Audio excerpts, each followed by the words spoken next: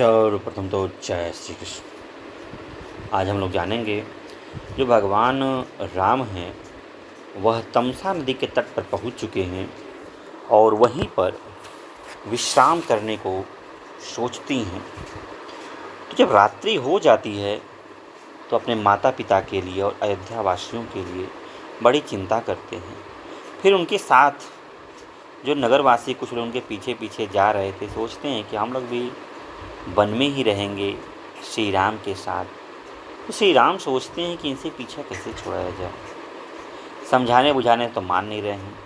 तो रात्रि के समय ही वे उन अपने पूर्ववासियों को सोता छोड़कर आगे बढ़ जाते हैं। जब पूर्ववासी सुबह सुबह उठते हैं, श्री राम को न पाकर ये समझ जाते हैं और विलाप करने लगते। यही जब नगरवासिनी स्त्रियों को मालूम होता है, वह सब भी बहुत विलाप करती हैं। तो जानते हैं, इसके पहले की वीडियो को आपको समझना है, देखना है तो आप जाकर वहाँ देखें। चलिए देर न करते हुए वीडियो को देखते हैं आगे। तदनंतर तमसा के रमणी तट का आश्रय लेकर श्री राम ने सीता की ओर देखकर सुमित्रा कुमार लक्ष्मण से इस प्रकार कहा, सुमित्रानंदन, तुम्हारा कल्याण हो। हम लोग जो वन की ओर प्रस्थित हुए हैं, हमारे उस वनवास की आज यह पहली रात प्राप्त हुई है। अतः अब तुम्हें नगर के लिए उत्कंठित नहीं होना चाहिए। इन सूने वनों की ओर तो देखो, इनमें वन्य पशु पक्षी अपने अपने स्थान पर आकर अपनी बोली बोल रहे हैं। उनके शब्द से सारी वनस्थली व्याप्त हो गई है।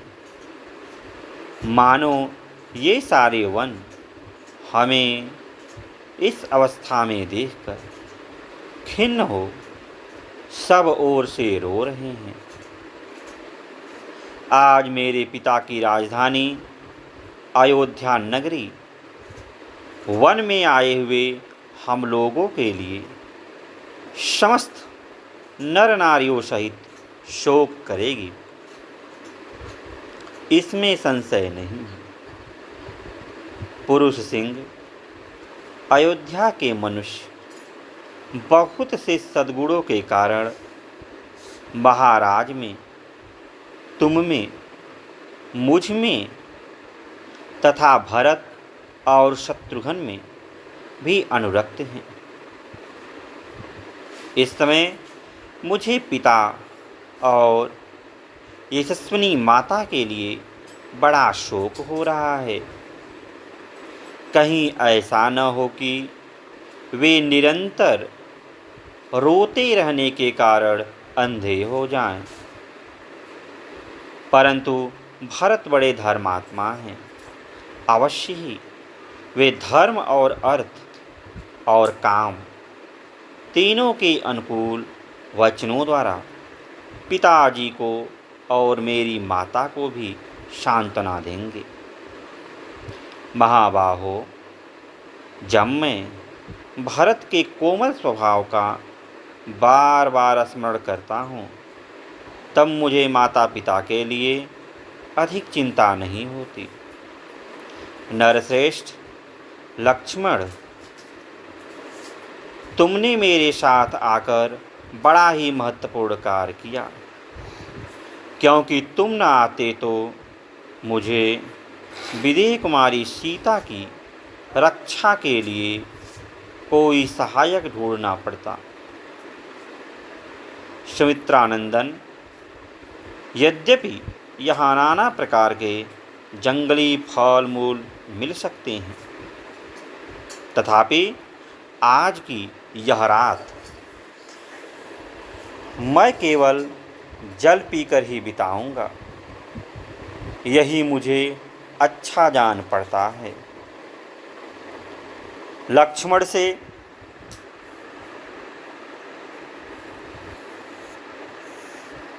ऐसा कहकर श्री राम जी ने सुमंत्र से भी कहा, सौम्य, अब आप घोड़ों की रक्षा पर ध्यान दें, उनकी ओर से असावधान न हो। सुमंत्र ने सूर्यास्त हो जाने पर घोड़ों को लाकर बांध दिया और उनके आगे बहुत सा चारा डालकर वे श्री राम के पास आ गए। फिर वर्णानुकूल कल्याणमयी संध्योपासना करके रात आई देख लक्ष्मण सहित सुमंत्र ने श्री रामचंद्र जी के शयन करने योग्य स्थान और आसन ठीक किया। तमसा के तट पर वृक्ष के पत्तों से बनी हुई वह शय्या देखकर श्री रामचंद्र जी लक्ष्मण और सीता के साथ उस पर बैठे। थोड़ी देर में सीता सहित श्री राम को थक कर सोया हुआ देख लक्ष्मण सुमंत्र से उनके नाना प्रकार के गुणों का वर्णन करने लगे। सुमंत्र और लक्ष्मण तमसा के किनारे श्री राम के गुणों की चर्चा करते हुए रात भर जागते रहे। इतने ही में सूर्योदय का समय निकट आ पहुंचा। तमसा का वह तट गौओं के समुदाय से भरा हुआ था। श्री रामचंद्र जी ने प्रजाजनों के साथ वही रात्रि में निवास किया। वे प्रजाजनों से कुछ दूर पर सोए थे। महातेजस्वी श्री राम तड़के ही उठे और प्रजाजनों को सोते देख पवित्र लक्षणों वाले भाई लक्ष्मण से इस प्रकार बोले, सुमित्रा कुमार लक्ष्मण, इन पुरवासियों की ओर देखो। ये इस समय वृक्षों की जड़ से सटकर सो रहे हैं। इन्हें केवल हमारी चाह है। ये अपने घरों की ओर से भी पूर्ण निरपेक्ष हो गए हैं। हमें लौटा ले चलने के लिए ये जैसा उद्योग कर रहे हैं, इससे जान पड़ता है ये अपना प्राण त्याग देंगे, किंतु अपना निश्चय नहीं छोड़ेंगे। अतः जब तक ये सो रहे हैं तभी तक हम लोग रथ पर सवार होकर शीघ्रतापूर्वक यहाँ से चल दे। फिर हमें इस मार्ग पर और किसी के आने का भय नहीं रहेगा। अयोध्यावासी हम लोगों के अनुरागी हैं। जब हम यहाँ से निकल चलेंगे तब उन्हें फिर अब इस प्रकार वृक्षों की जड़ों से सटकर नहीं सोना पड़ेगा। राजकुमारों का यह कर्तव्य है कि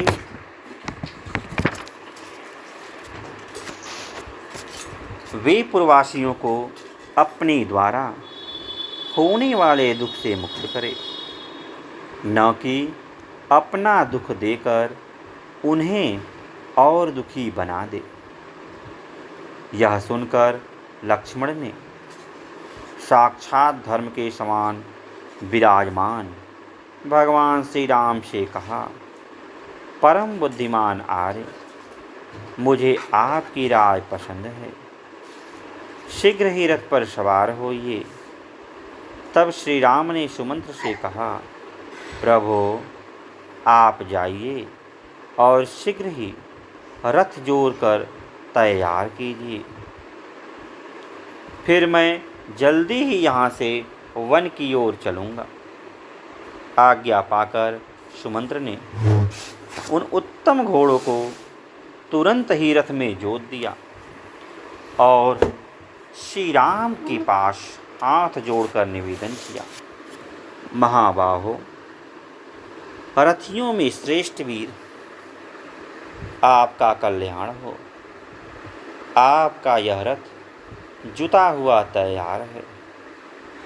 अब सीता और लक्ष्मण के साथ शीघ्र ही इस पर सवार होइए। श्री रामचंद्र जी सबके साथ रथ पर बैठकर तीव्र गति से बहने वाली भंवरों से भरी हुई तमसा नदी के उस पार गए।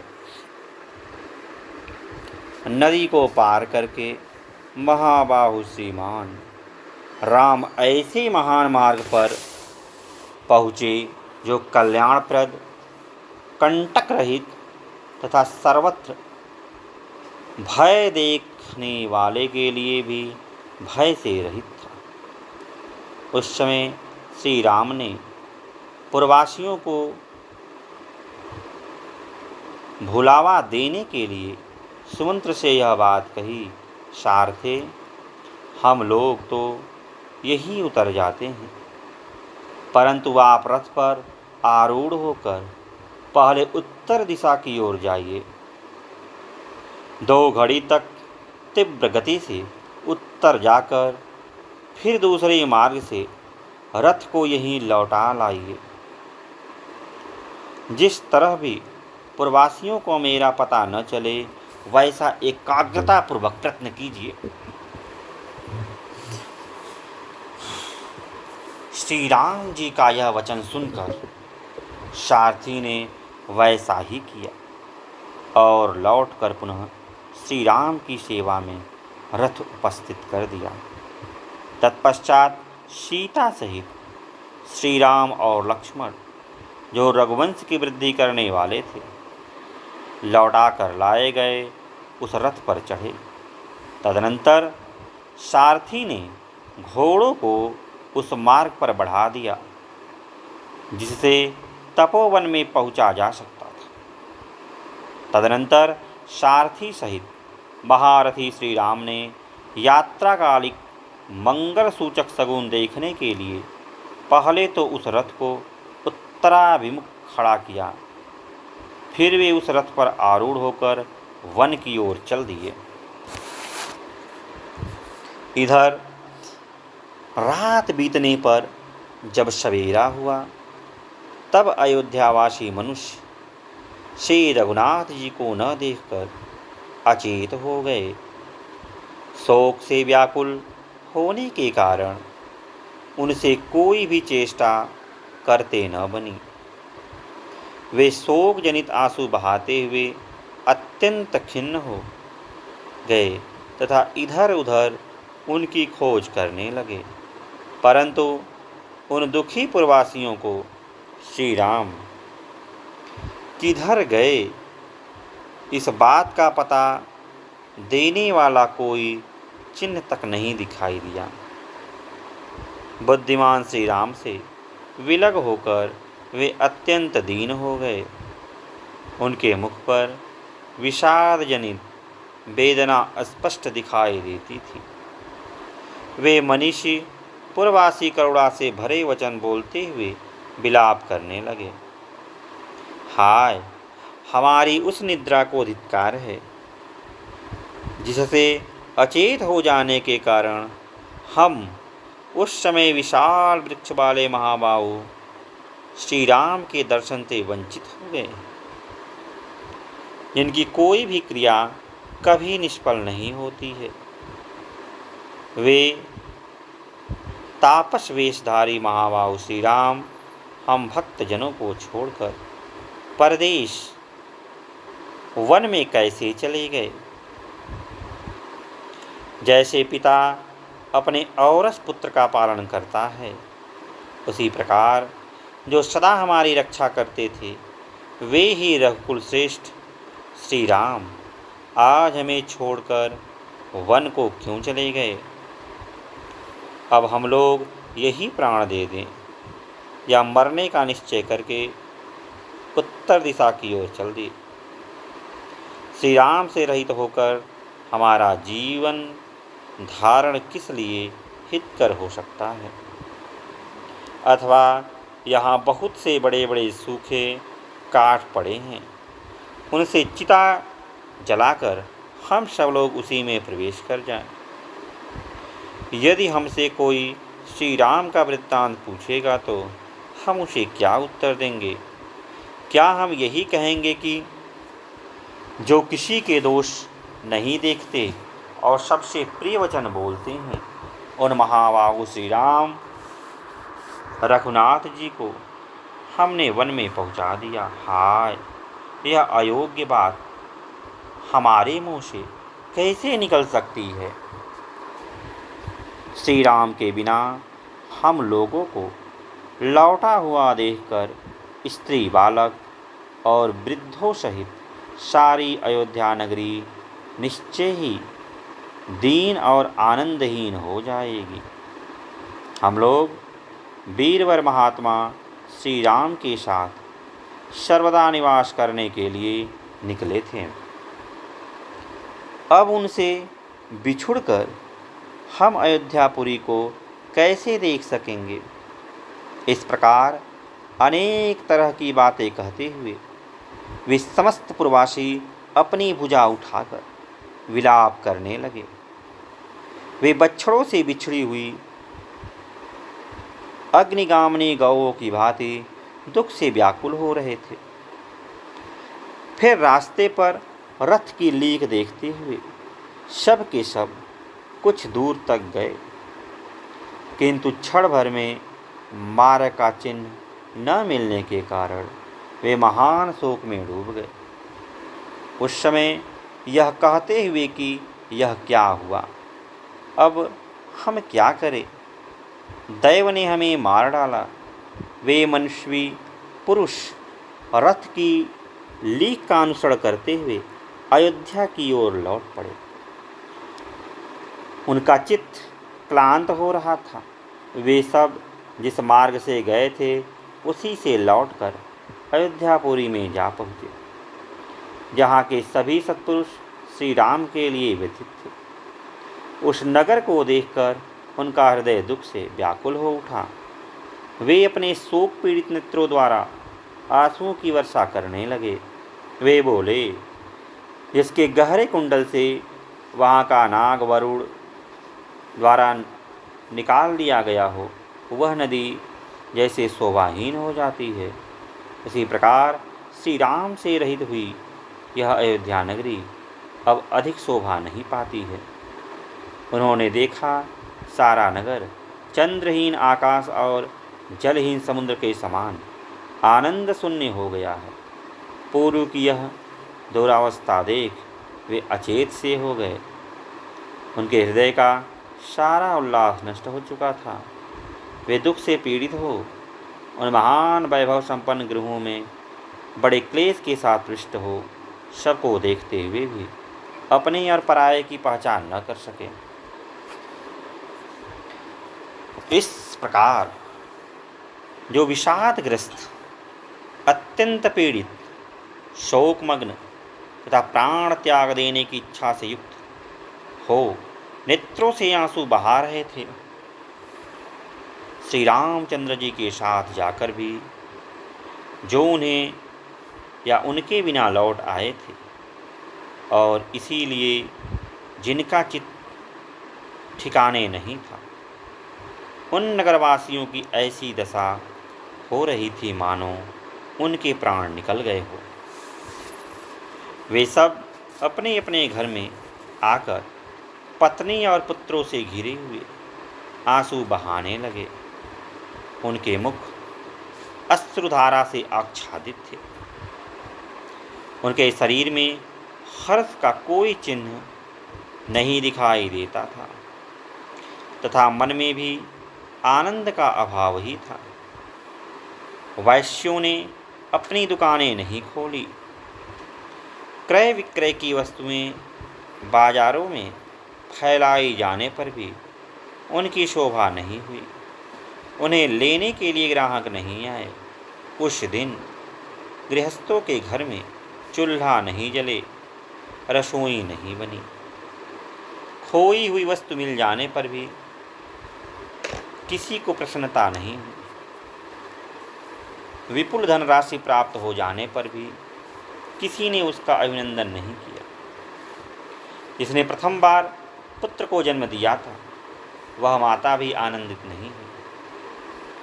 प्रत्येक घर की स्त्रियां अपने पति को श्री राम के बिना ही लौट कर आए देख रो पड़ी और दुख से आतुर हो कठोर वचनों द्वारा उन्हें कोसने लगी, मानो महावत अंकुशों से हाथियों को मार रहे हों। वे बोली, जो लोग श्री राम को नहीं देखते, उन्हें घर द्वार, स्त्री पुत्र, धन दौलत और सुख भोगने से क्या प्रयोजन है। संसार में एकमात्र लक्ष्मण ही सत्पुरुष हैं, जो सीता के साथ श्री राम की सेवा करने के लिए उनके पीछे पीछे वन में जा रहे हैं। उन नदियों, कमल मंडित बावड़ियों तथा सरोवरों ने अवश्य ही बहुत पुण्य किया होगा।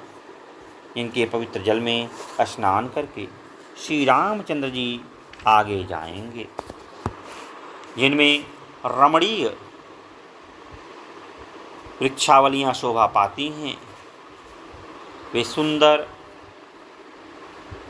वन श्रेणियाँ, बड़े कछार वाली नदियाँ और शिखरों से संपन्न पर्वत श्री राम की शोभा बढ़ाएंगे। श्री राम जिस वन अथवा पर्वत पर जाएंगे, वहाँ उन्हें अपने प्रिय अतिथि की भांति आया हुआ देख वे वन और पर्वत उनकी पूजा किए बिना नहीं रह सकेंगे। विचित्र फूलों के मुकुट पहने और बहुत सी मंजरियाँ धारण किए भ्रमरों से सुशोभित वृक्ष वन में श्री रामचंद्र जी को अपनी शोभा दिखाएंगे। वहाँ के पर्वत अपने यहाँ पधारे हुए श्री राम को अत्यंत आदर के साथ और समय में भी उत्तम उत्तम फूल और फल दिखाएंगे। वे पर्वत बारंबार नाना प्रकार के विचित्र झरने दिखाते हुए श्री राम के लिए निर्मल जल के स्रोत बहाएंगे। पर्वत शिखरों पर लहलहाते हुए वृक्ष श्री रघुनाथ जी का मनोरंजन करेंगे। जहाँ श्री राम हैं, वहाँ न तो कोई भय है और न किसी के द्वारा पराभव ही हो सकता है, क्योंकि दशरथ नंदन महाबाहु श्री राम बड़े सूरवीर हैं। अतः जब तक वे हम लोगों से बहुत दूर नहीं निकल जाते, इसके पहले ही हमें उनके पास पहुंचकर पीछे लग जाना चाहिए। उनके जैसे महात्मा एवं स्वामी के चरणों की छाया ही हमारे लिए परम सुखद है। वे ही हमारे रक्षक, गति और परम आश्रय हैं। हम स्त्रियां सीता जी की सेवा करेंगी और तुम सब लोग श्री रघुनाथ जी की सेवा में लगे रहना। इस प्रकार पूर्ववासियों की स्त्रियां दुख से आतुर हो अपने पतियों से उपयुक्त बातें कहने लगी। वे पुनः बोली, वन में श्री रामचंद्र जी आप लोगों का योगक्षेम सिद्ध करेंगे और सीता जी हम नारियों के योगक्षेम का निर्वाह करेंगी। यहाँ का निवास प्रीति और प्रतीति से रहित है। यहाँ के सब लोग श्री राम के लिए उत्कंठित रहते हैं। किसी को यहाँ का रहना अच्छा नहीं लगता तथा यहाँ रहने से मन अपनी सुध बुध हो बैठता है। भला ऐसे निवास से किसको प्रसन्नता होगी। यदि इस राज्य पर कैकेयी का अधिकार हो गया तो यह अनाथ सा हो जाएगा। इसमें धर्म की मर्यादा नहीं रह पाएगी। ऐसे राज्य में तो हमें जीवित रहने की ही आवश्यकता नहीं जान पड़ती। फिर यहाँ धन और पुत्रों से क्या लेना देना। जिसने राज्य वैभव के लिए अपने पुत्र और पति को त्याग दिया, वह कुल कलंकनी कैकेयी दूसरे किसका त्याग नहीं करेगी। हम अपने पुत्रों की शपथ खाकर कहती हैं कि जब तक कैकेयी जीवित रहेगी तब तक हम जीते जी कभी उसके राज्य में नहीं रह सकेंगे। भले ही यहाँ हमारा पालन पोषण होता रहे, फिर भी हम यहाँ रहना नहीं चाहेंगे। जिस निर्दय स्वभाव वाली नारी ने महाराजा के पुत्र को राज्य से बाहर निकलवा दिया है, उस अधर्मपरायण दुराचारी कैकेयी के अधिकार में रहकर कौन सुखपूर्वक जीवन निर्वाह करेगा। कैकेयी के कारण यह सारा राज्य अनाथ एवं यज्ञ रहित होकर उपद्रव का केंद्र बना गया है। अतः एक दिन सबका विनाश हो जाएगा। श्री रामचंद्र जी के वनवासी हो जाने पर महाराज दशरथ जीवित नहीं रहेंगे। साथ ही यह भी स्पष्ट है कि राजा दशरथ की मृत्यु के पश्चात इस राज्य का लोप हो जाएगा। इसलिए अब तुम लोग यह समझ लो कि अब हमारे पुण्य समाप्त हो गए। यहाँ रहकर हमें अत्यंत दुख ही भोगना पड़ेगा।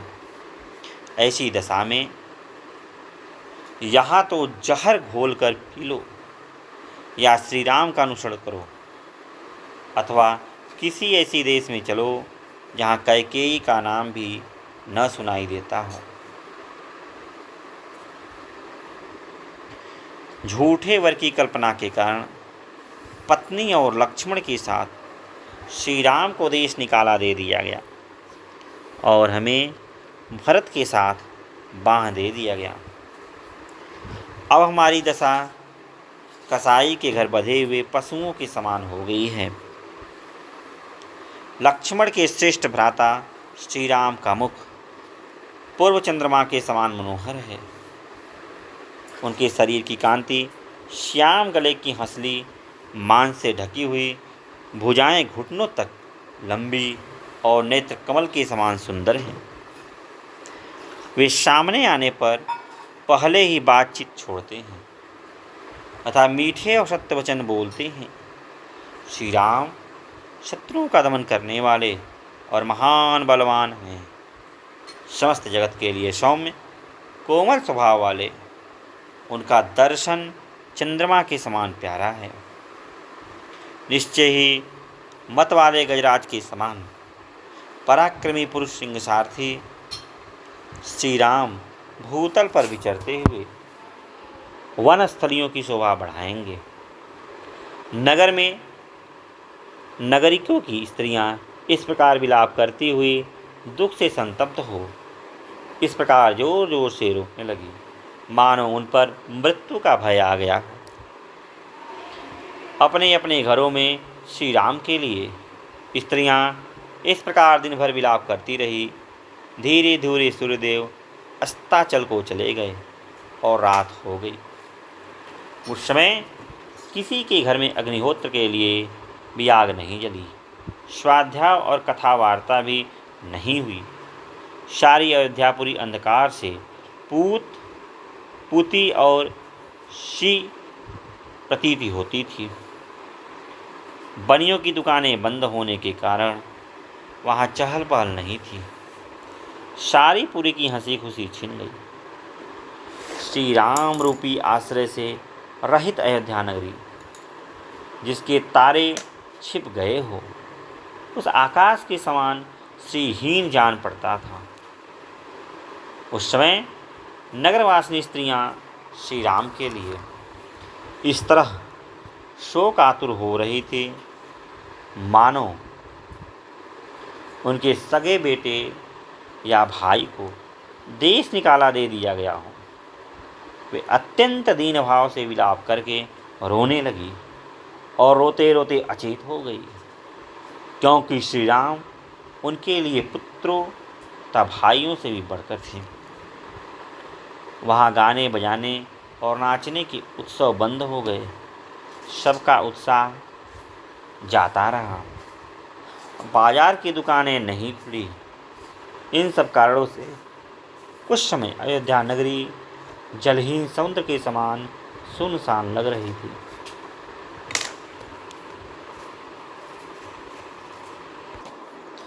उधर पुरुष सिंह श्री राम भी पिता की आज्ञा का बारंबार स्मरण करते हुए उस शेष रात्रि में ही बहुत दूर निकल गए।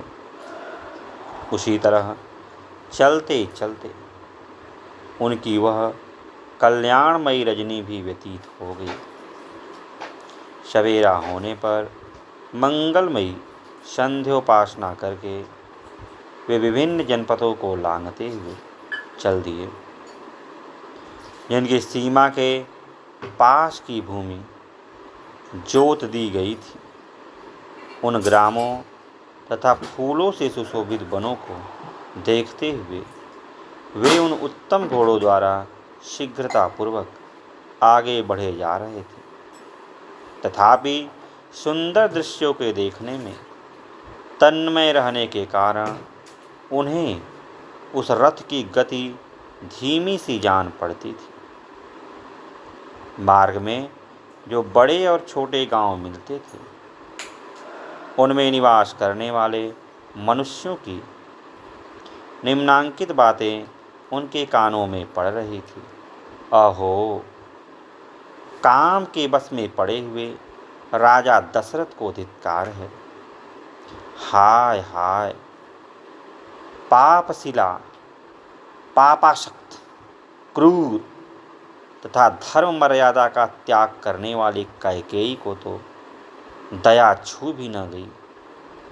वह क्रूर अब निष्ठुर कर्म में ही लगी रहती है। जिसने महाराज के ऐसे धर्मात्मा, महाज्ञानी, दयालु और जितेंद्रीय पुत्रों को वनवास के लिए घर से निकलवा दिया है। जनक नंदनी महाभागा सीता, जो सदा सुखों में ही रत रहती थी, अब वनवास के दुख कैसे भोग सकेगी। अहो, क्या राजा दशरथ अपने पुत्र के प्रति इतने स्नेहहीन हो गए हैं, जो प्रजाओं के प्रति कोई अपराध न करने वाले श्री रामचंद्र जी का यहाँ परित्याग कर देना चाहते हैं। छोटे बड़े गांवों में रहने वाले मनुष्यों की ये बातें सुनते हुए वह वीर कौशलपति श्री राम कौशल जनपद की सीमा लांघकर आगे बढ़ गए। तदनंतर शीतल एवं सुखद जल बहाने वाली वेद श्रुति नामक नदी को पार करके श्री रामचंद्र जी अगत्य सेवित दक्षिण दिशा की ओर बढ़ गए। दीर्घकाल तक चलकर उन्होंने समुद्रगामिनी गोमती नदी को पार किया, जो शीतल जल का स्रोत बहाती थी। उसके कछार में बहुत सी गौवें पिचरती थी। शीघ्रगामी घोड़ों द्वारा गोमती नदी को लांघ करके श्री रघुनाथ जी ने मोरों और हंसों के कलरव से व्याप्त चांदिका नामक नदी को भी पार किया। वहां जाकर श्री राम ने धन धान्य से संपन्न और अनेक अवान्तर जनपदों से घिरी हुई भूमि का सीता को दर्शन कराया, जिसे पूर्व काल में राजा मनु ने इक्ष्वाकु को दिया था। फिर श्रीमान पुरुषोत्तम श्री राम ने सुत कहकर सारथी को बारंबार संबोधित किया और मदमत हंस के समान मधुर स्वर में इस प्रकार कहा, सूत, मैं कब पुनः लौटकर माता पिता से मिलूंगा और सरयू के पार्श्ववर्ती पुष्पित वन में मृगया के लिए भ्रमण करूंगा। मैं सरयू के वन में शिकार खेलने की बहुत अधिक अभिलाषा नहीं रखता। यह लोक में एक प्रकार की अनुपम क्रीड़ा है जो राजर्षियों के समुदाय को अभिमित है। इस लोक में वन में जाकर शिकार खेलना राजर्षियों की क्रीड़ा के लिए प्रचलित हुआ था। अतः मनुपुत्रों द्वारा उस समय की गई यह क्रीड़ा अन्य धनुधरों को भी अभिष्ट हुई। इक्ष्वाकुनंदन श्री रामचंद्र जी विभिन्न विषयों को लेकर सूत से मधुर वाणी में उपयुक्त बातें कहते हुए उस मार्ग पर बढ़ते चले गए। इस प्रकार विशाल और रमणीय कौशल देश की सीमा को पार करके लक्ष्मण के बड़े भाई बुद्धिमान श्री रामचंद्र जी ने अयोध्या की ओर अपना मुख किया और हाथ जोड़कर कहा, काकुत्स्वंशी राजाओं से परिपालित पुरी शिरोमणि अयोध्या, मैं तुमसे तथा जो जो देवता तुम्हारी रक्षा करते हैं और तुम्हारे भीतर निवास करते हैं उनसे भी वन में जाने की आज्ञा चाहता है। वनवास की अवधि पूरी करके महाराज के ऋण से उर्ऋण हो मैं पुनः लौटकर तुम्हारा दर्शन करूंगा और अपने माता पिता से भी मिलूंगा। इसके बाद सुंदर एवं अरुण नेत्रों वाले श्री राम ने दाहिनी भुजा उठाकर नेत्रों से आंसू बहाते हुए दुखी होकर जनपद के लोगों से कहा, आपने मुझ पर बड़ी कृपा की और यथोचित दया दिखाई। मेरे लिए आप लोगों ने बहुत देर तक कष्ट सहन किया। इस तरह आपका देर तक दुख में पड़े रहना अच्छा नहीं। इसलिए अब आप लोग अपना अपना कार्य करने के लिए जाइए। यह सुनकर उन मनुष्यों ने महात्मा श्री राम को प्रणाम करके उनकी परिक्रमा की और घोर विलाप करते हुए वे जहाँ तहाँ खड़े हो गए। उनकी आंखें अभी श्री राम के दर्शन से तृप्त नहीं हुई थी। वे पूर्वक रूप से विलाप कर रहे थे। इतने में श्री रघुनाथ जी उनकी दृष्टि से ओझल हो गए, जैसे सूर्य प्रदोष काल में छिप जाते हैं। इसके बाद पुरुष सिंह श्री राम रथ के द्वारा ही उस कौशल जनपद को लांघ गए, जो धन धान्य से संपन्न और सुखदायक था। वहाँ के सब लोग दानशील थे। उस जनपद में कहीं से कोई भय नहीं था। वहाँ के भूभाग रमणीय एवं चैत्य वृक्षों तथा यज्ञ संबंधी यूपों में व्याप्त थे। बहुत से उद्यान और आमों के वन उस जनपद की शोभा बढ़ाते थे। वहाँ जल से भरे हुए बहुत से जलाशय सुशोभित थे। सारा जनपद हष्ट-पुष्ट मनुष्यों से भरा था। गौओं के समूह से व्याप्त और सेवित था। वहाँ के ग्रामों की बहुत से नरेश रक्षा करते थे तथा वहाँ वेद मंत्रों की ध्वनि गूंजती रहती थी। कौशल देश से आगे बढ़कर धैर्यवानों में श्रेष्ठ श्री रामचंद्र जी मध्य मार्ग से ऐसे राज्य में होकर निकले कि सुख सुविधाओं से युक्त, धन धान्य से संपन्न, रमणीय उद्यानों से व्याप्त तथा सामंत नरेशों के उपभोग में आने वाला था। उस राज्य में श्री रघुनाथ जी ने त्रिपथगामिनी दिव्य नदी गंगा का दर्शन किया, जो शीतल जल से भरी हुई, सरोवरों से रहित तथा रमणीय थी। बहुत से महर्षि उनका सेवन करते थे। उनके तट पर थोड़ी थोड़ी दूर पर बहुत से सुंदर आश्रम बने थे, जो उन देव नदी की शोभा बढ़ाते थे। समय समय पर हर्ष भरी अप्सराएं भी उतरकर उनके जल कुंड का सेवन करती थी। वे गंगा सबका कल्याण करने वाली है। देवता, दानव, गंधर्व और किन्नर उन शिव स्वरूपा भागीरथी की शोभा बढ़ाते हैं। नागों और गंधर्वों की पत्नियां उनके जल का सदा सेवन करती हैं। गंगा के दोनों तटों पर देवताओं के सैकड़ों पर्वतीय क्रीड़ास्थल हैं। उनके किनारे देवताओं के बहुत से उद्यान भी हैं। वे देवताओं की क्रीड़ा के लिए आकाश में भी विद्यमान हैं और वहाँ देव पद्मिनी के रूप में विख्यात है। प्रस्तर खंडों से गंगा के जल के टकराने से जो शब्द होता है, वही मानो उनका उग्र अट्टहास है। जल से जो फेन प्रकट होता है, वही उन दिव्य नदी का निर्मल हास है। कहीं तो उनका जल बेड़ी के आकार का है और कहीं वे भौरों से सुशोभित होती। कहीं उनका जल निश्चल एवं गहरा है, कहीं वे महान वेग से व्याप्त हैं।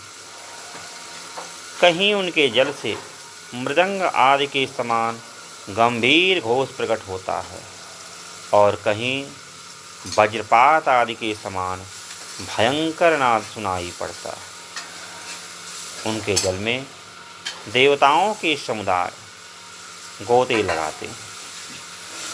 कहीं कहीं उनका जल नील कमलों अथवा कुमुदों से आच्छादित होता है। कहीं विशाल पुलिन का दर्शन है तो कहीं निर्मल बालू राशि का। हंसों और सारसों के कलरव वहाँ गूंजते रहते। चकवे उन देव नदी की शोभा बढ़ाते हैं। सदा मदमत्त रहने वाले विहंग उनके जल पर मंडराते रहते हैं। वे उत्तम शोभा से संपन्न हैं। कहीं तटवर्ती वृक्ष मालाकार होकर उनकी शोभा बढ़ाते हैं, कहीं तो उनका जल खिले हुए उत्पल्लों से आच्छादित है और कहीं कमल वनों से व्याप्त है। कहीं कुमुद समूह तथा कहीं कलिकाएं उन्हें सुशोभित करती हैं।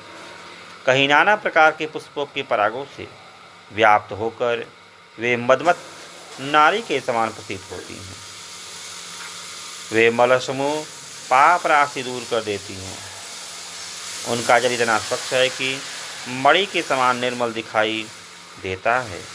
उनके तटवर्ती वन का भीतरी भाग मदमत्त दिग्गजों जंगली हाथियों तथा देवराज की सवारी में आने वाले श्रेष्ठ गजराजों से कोलाहलपूर्ण बना रहता है। वे फलों, फूलों, पलों, गुल्मों तथा पक्षियों से आवृत होकर उत्तम आभूषणों से यत्नपूर्वक विभूषित हुई युति के समान शोभा पाती है। उनका प्राकट्य भगवान विष्णु के चरणों से हुआ है। उनमें पाप का लेश भी नहीं है। वे दिव्य नदी गंगा जीवों के समस्त पापों का नाश करने वाली है।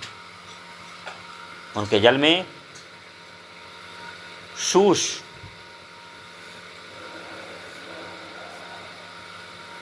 घड़ियाल और सर्प निवास करते हैं।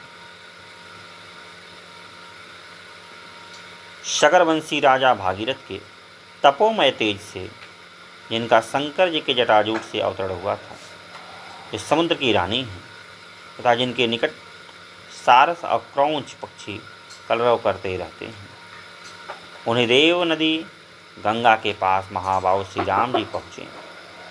गंगा की वह धारा श्रृंगवेरपुरम में बह रही थी, जिनके आवर्त लहरों से व्याप्त थी। उन गंगा जी का दर्शन करके महारथी श्री राम ने सारथी सुमंत से कहा, सूत, आज हम लोग यहीं रहेंगे। सारथे, गंगा जी के समीप ही जो यह बहुत से फूलों और नए नए पल्लों से सुशोभित महान इंगदी का वृक्ष है, इसी के नीचे आज रात में हम निवास करेंगे, जिनका जल देवताओं, मनुष्यों, गंधर्वों, सर्पों, पशुओं तथा पक्षियों के लिए भी समादरणीय है। उन कल्याण स्वरूपा सरिताओं में श्रेष्ठ गंगा जी का भी मुझे यहाँ से दर्शन होता रहेगा। तब लक्ष्मण और सुमंत्र भी श्री रामचंद्र जी से बहुत अच्छा कहकर अश्वों द्वारा उस इंगुदी वृक्ष के समीप गए। उस रमणीय वृक्ष के पास पहुंचकर इक्ष्वाकुनंदन श्री राम अपनी पत्नी सीता और भाई लक्ष्मण के साथ रथ से उतर गए। फिर सुमंत्र ने भी उतरकर उत्तम घोड़ों को खोल दिया और वृक्ष की जड़ से चढ़ पर बैठे हुए श्री रामचंद्र जी के पास जाकर वे हाथ जोड़कर खड़े हुए। श्रृंगवेरपुरम में गो नाम का राजा राज्य करता था।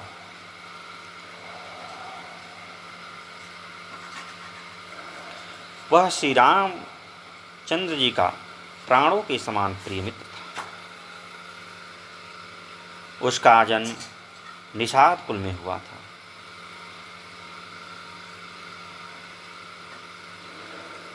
वह शारीरिक शक्ति और सैनिक शक्ति की दृष्टि से भी बलवान था तथा वहाँ के निषादों का सुविख्यात राजा था।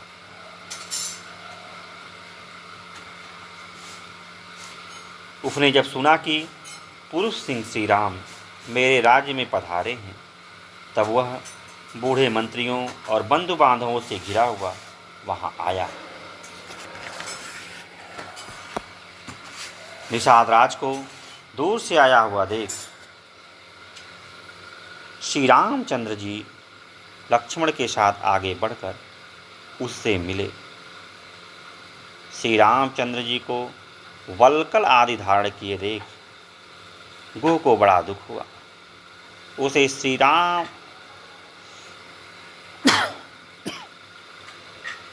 श्री रघुनाथ जी को हृदय से लगाकर कहा, श्री राम, आपके लिए जैसे अयोध्या का राज्य है उसी प्रकार यह राज्य भी है। बताइए मैं आपकी क्या सेवा करूं? महाबाहो, आप जैसा प्रिय अतिथि किसको सुलभ होगा। फिर भांति भांति का उत्तम अन्न लेकर वह सेवा में उपस्थित। उसने शीघ्र ही अर्घ्य निवेदन किया और इस प्रकार कहा, महाबाहो, आपका स्वागत है। यह सारी भूमि जो मेरे अधिकार में है आपकी ही। हम आपके सेवक हैं और आप हमारे स्वामी। आज से आप ही हमारे इस राज्य का भली भांति शासन करें। यह भक्ष, अन्न आदि, भोग्य, खीर आदि, पेय, पानक्रस तथा चटनी आपकी सेवा में उपस्थित, इसे स्वीकार करें। ये उत्तम शैया है तथा आपके घोड़ों के खाने के लिए चने और घास आदि भी प्रस्तुत है। ये सब सामग्री ग्रहण करें। गुह के ऐसा कहने पर श्री रामचंद्र जी ने उसे इस प्रकार उत्तर दिया, सखे, तुम्हारे यहाँ तक पैदल आने और स्नेह दिखाने से ही हमारा सदा के लिए भली भांति पूजन स्वागत सत्कार हो गया। तुमसे मिलकर हमें बड़ी प्रसन्नता हुई। फिर श्री राम ने अपनी दोनों गोल गोल भुजाओं से गो का अच्छी तरह आलिंगन करते हुए कहा, गो, सौभाग्य की बात है कि मैं आज तुम्हें बंधु बांधवों के साथ स्वस्थ एवं सानंद देख रहा हूँ।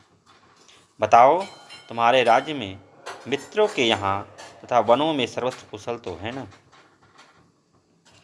तुमने प्रेमवश यह जो कुछ सामग्री प्रस्तुत की है, इसे स्वीकार करके मैं तुम्हें वापस ले जाने की आज्ञा देता हूँ, क्योंकि इस समय दूसरों की दी हुई कोई भी वस्तु मैं ग्रहण नहीं करता, अपने उपयोग में नहीं लाता। वल्कल और मृग चर्म धारण करके फल मूल का आहार करता हूँ और धर्म में स्थित रहकर तापस वेश में वन के भीतर ही विचरता हूँ। इन दिनों तुम मुझे इसी नियमों में स्थित जानो। इन सामग्रियों में जो घोड़े के खाने पीने की वस्तु है, उसी की इस समय मुझे आवश्यकता है, दूसरी किसी वस्तु की नहीं। घोड़ों को खिला पिला देने मात्र से तुम्हारे द्वारा मेरा पूर्ण सत्कार हो जाएगा। ये घोड़े मेरे पिता महाराज दशरथ को बहुत प्रिय हैं। इनके खाने पीने का सुंदर प्रबंध कर देने से मेरा भली भांति पूजन हो जाएगा। तब गुह ने अपने सेवकों को उसी समय आज्ञा दी कि तुम घोड़े के खाने पीने के लिए आवश्यक वस्तुएं शीघ्र लाकर दो।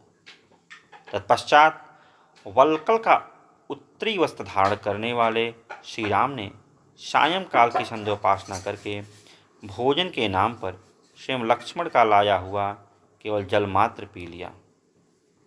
फिर पत्नी सहित श्री राम भूमि पर ही तृण की शैया पर बिछा कर सोए।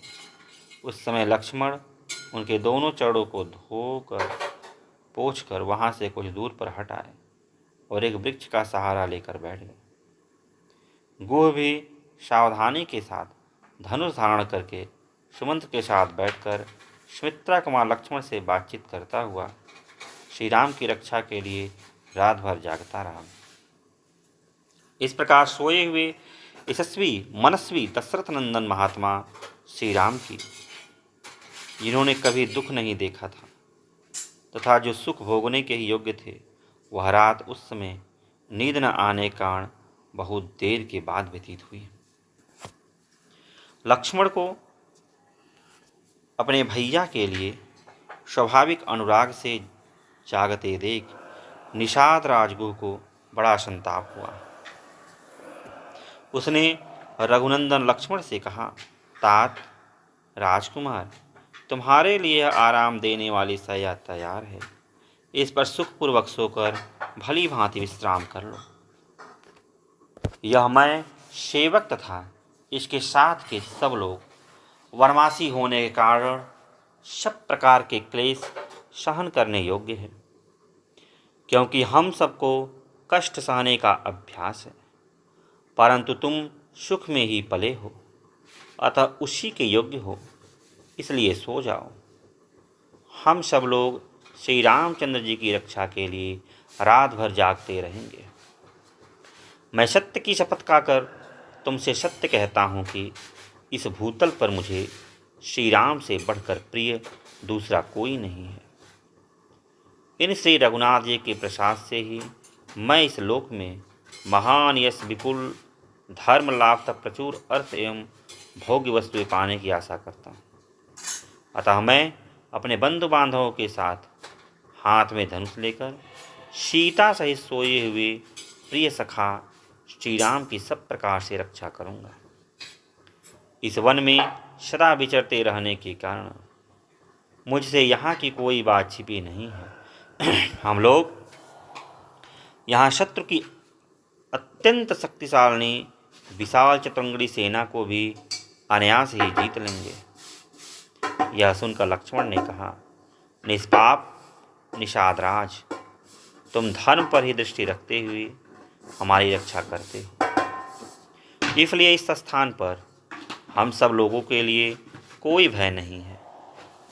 फिर भी जब महाराज दशरथ के ज्येष्ठ पुत्र सीता के साथ भूमि पर शयन कर रहे हैं, तब मेरे लिए उत्तम शैया पर सोकर नींद लेना, जीवन धारण के लिए स्वादिष्ट अन्न खाना अथवा दूसरे सुखों को भोगना कैसे संभव हो सकता है। देखो, संपूर्ण देवता और असुर मिलकर युद्ध में जिनके वेग को नहीं सह सकते वे ही श्री राम इस समय सीता के साथ तिनके के ऊपर सूखे से सो रहे हैं।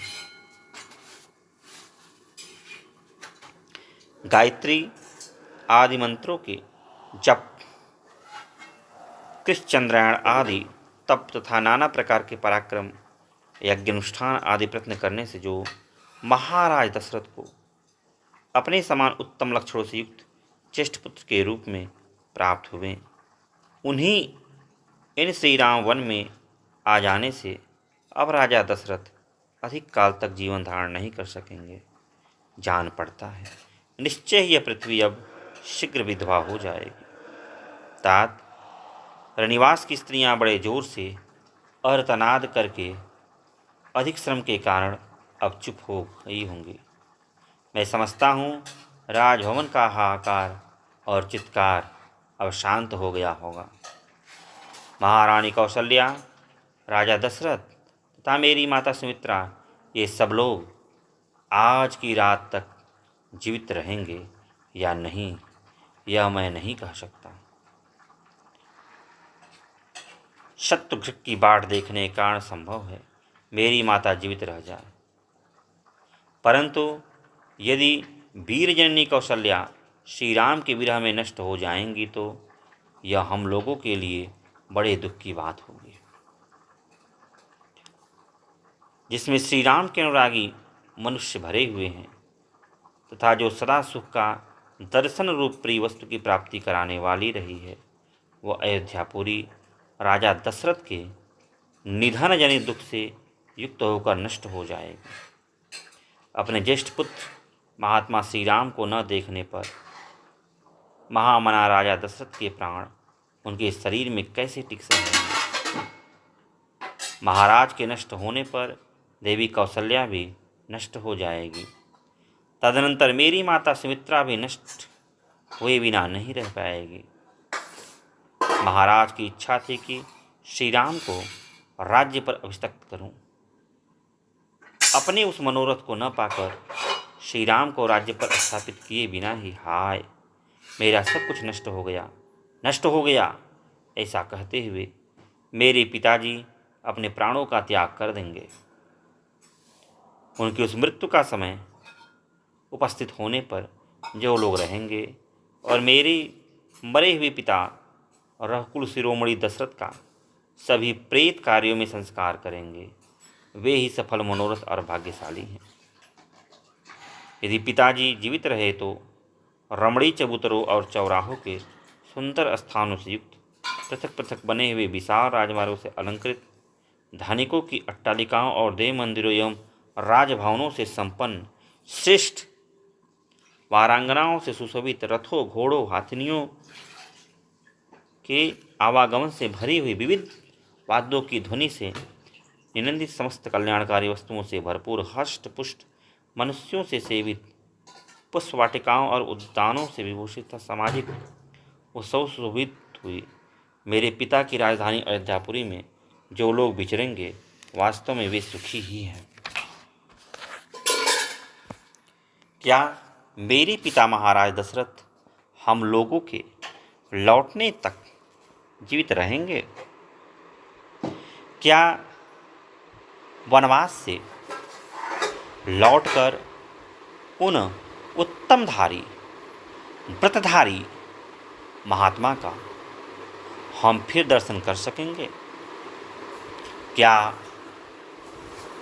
वनवास की इस अवधि की समाप्त होने पर हम लोग सत्य प्रतिज्ञ श्री राम के साथ कुशल पूर्वक अयोध्यापुरी में प्रवेश कर सकेंगे?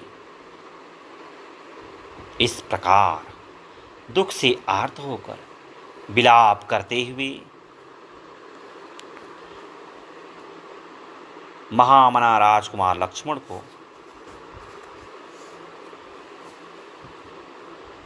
वह सारी रात जागते ही बीती। प्रजा के हित में संलग्न रहने वाले राजकुमार लक्ष्मण जब बड़े भैया के प्रति सौहार्दवश उपयुक्त यथार्थ बात कर रहे थे। उस समय उसे सुनकर निषाद राजगुह दुख से पीड़ित हो उठा और व्यथा से व्याकुल हो ज्वर से आतुर हुई हाथी की भांति आंसू बहाने लगा। तो आज के लिए इतना ही। फिर किसी दिन अन्य वीडियो मिलते हैं, तब तक के लिए जय श्री कृष्ण, जय श्री कृष्ण।